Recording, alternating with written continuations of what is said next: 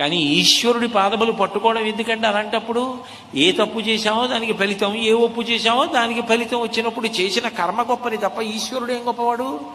ఉత్తరం పట్టుకొచ్చినట్టే ఆయన కూడా మనం ఏ కర్మ చేస్తే దానికి ఫలితం ఇస్తాడంతే కదా. అంటే అరుణాచలం భగవాన్ రమణులు అంటారు, కర్మత జడం, కర్మ కాదు.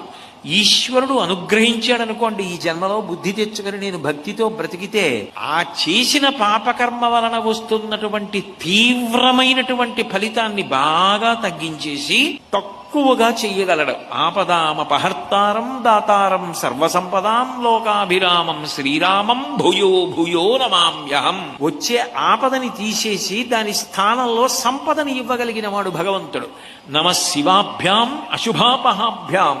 రావలసిన అశుభాన్ని తీసేసి శుభాన్ని అనుగ్రహించగలిగిన వాడు భగవంతుడు.